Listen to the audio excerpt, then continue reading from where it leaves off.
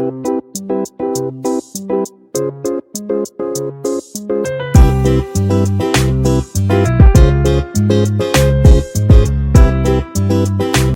Kitchen मध्ये नमस्ते. मी बनवते शेवग्याची शेंग. इथे लागणारा मसाला: सुकं खोबरं भाजून घेतलेलं आहे आणि कांदा भाजून घेतलेला आहे.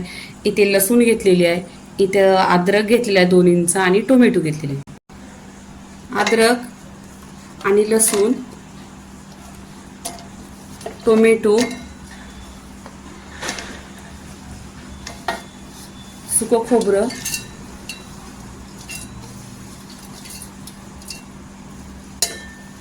कांदा घ्यायचा इथं आणि मिक्सरला वाटण वाटायचं. पाणी लागलं तर टाका, नाही तर नाही टाकलं तरी चालेल. इथे मिक्सरवर वाटण वाटलेलं आहे. इथे पाणी टाकलेलं, अर्धा पेला पाणी टाकलेला.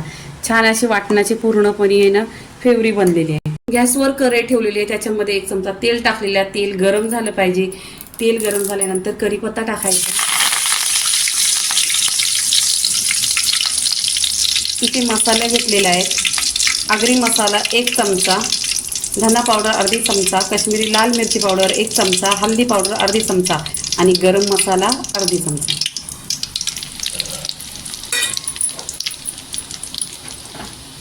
इथे आहे तो वाटण टाकायचं.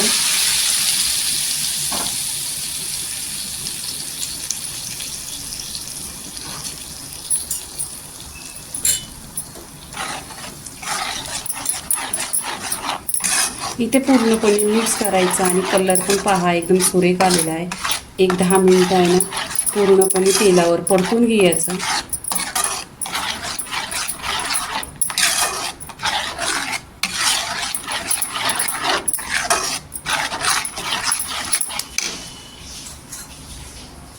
सुकी मच्छी आहे, स्वच्छ धुतलेली आहे 1 ते 2 पाण्याने. ही कैरी घेतलेली आहे, कच्ची कैरी आहे, स्वच्छ धुतलेली आहे आणि ही घेतलेली आहे. इथे शेवग्याची शेंग घेतलेली आहे. पूर्णपणे मिक्स करायची. मसाल्यात आहे ना शेवग्याची शेंग पूर्णपणे मिक्स करून घ्यायची. इथं मसाल्यामध्ये मिक्स केलेलं आहे. इथे पाणी टाकायचं. मिक्सरच्या भांड्यात पाणी टाकलंय, पण ते पाणी आहे ना मी कोमट करून घेतलंय. नेहमीच पाणी कोमट किंवा गरम करून घ्यायचं. आता इथे आहे ना चवीनुसार मीठ टाकायचं. मीठ टाकल्यानंतर आहे ना 10 मिनिटं छान अशी उकळी काढायची. ढाकण ठेवायचं आणि गॅस स्लो करायचा.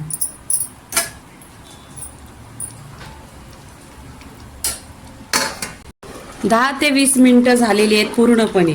आणि इथे शेवग्याची शेंग, कच्चा आंबा छान असे शिजलेले आहे. पहा रस्सा पण एकदम घट्ट झालेला आहे, सुरेख असा कलर आलेला आहे. इथे आहे ना कोथिंबीर टाकायची. भरपूर अशी कोथिंबीर टाकायची. कोथिंबीर टाकल्यानंतर मिक्स करायचं. इथे पूर्णपणे गॅस बंद करायचा. गॅस बंद केल्यानंतर आहे ना इथे शेवग्याची शेंगाचा व्हिडिओ पूर्णपणे झालेला आहे. लाईक करा, शेअर करा, सबस्क्राईब करा आणि नेहमीच खात राहा. धन्यवाद.